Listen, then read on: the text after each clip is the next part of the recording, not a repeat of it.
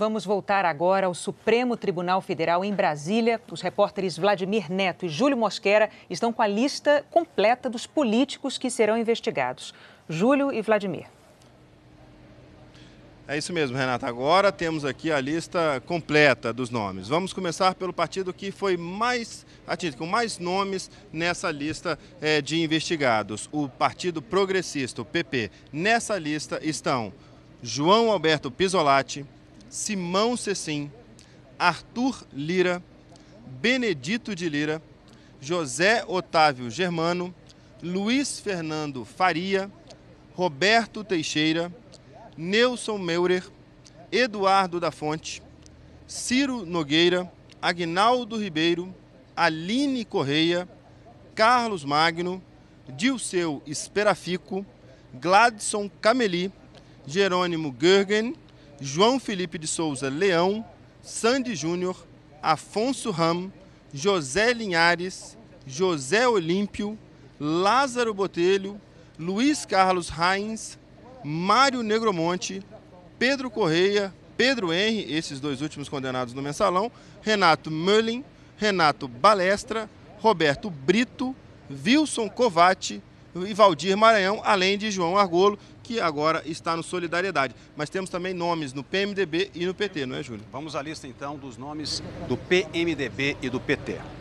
Deputado Eduardo Cunha, presidente da Câmara, senador Renan Calheiros, presidente do Senado, Aníbal Gomes, também do PMDB, Rosiana Sarney, ex-governadora do Maranhão, do PMDB, senador Edson Lobão, do PMDB, Romero Jocá, senador do PMDB, Valdir Raupp, senador do PMDB, José Mentor, deputado federal do PT, Lindbergh Farias, senador do PT, Vander Lobé, do PT, Cândido Vacareza, ex-deputado federal do PT, Gleisi Hoffmann, senadora do PT, Humberto Costa, senador do PT, líder do partido no Senado. É isso, Vladimir, mas temos também nomes de outros partidos. Sim, mais dois senadores. Um do PTB, Fernando Collor de Mello, e um do PSDB, Antônio Anastasia, de Minas Gerais. E só um esclarecimento, nessa lista tem mais nomes de parlamentares e políticos do PP, porque esses pedidos de abertura de inquérito feito pelo Procurador-Geral da República, Rodrigo Janot, foram feitos com base nas delações do ex-diretor da Petrobras, Paulo Roberto Costa, que foi indicado pelo PP, e pelo doleiro Alberto Youssef, que era o operador do partido. Então, por causa disso, há muitos nomes do PP. Mas não é só isso, né, Júlio? Tem uns que foram arquivados também. Exatamente. Foi pedido o arquivamento de 7 casos. Do senador Delcídio Amaral, do PT, do senador Romero Jucá, do PMDB, embora ele tenha sido arquivado nesse caso, em outro ele vai responder a inquérito, do ex-deputado Alexandre dos Santos, do PMDB do Rio de Janeiro, do ex-presidente da Câmara, Henrique Eduardo Alves, do PMDB, do senador Aécio Neves, do PSDB, do senador Ciro Nogueira, do PT, e do deputado Aguinaldo Ribeiro, também do PP. Agora, houve também casos em que a Procuradoria-Geral da República remeteu para a primeira instância, Vladimir. Isso, exatamente. São poucos casos que não vão ficar aqui e, por decisão, por sugestão do Procurador-Geral da República, serão remetidos para outras instâncias. São eles Cândido Vacareza, em um dos processos, Pedro Correia, do PP, e Antônio Palocci, ex-ministro do governo Lula e do governo Dilma, que também vai ser processado, vai responder a inquérito, em outra instância. É isso. Essa é a lista, Bonner. Ok, temos a lista. Agora, o que é que vocês dizem para a gente sobre os próximos passos? O que é que vai acontecer daqui por diante com essas pessoas que vocês citaram agora? Bonner, a partir da abertura do inquérito, as autoridades passam a ser investigadas.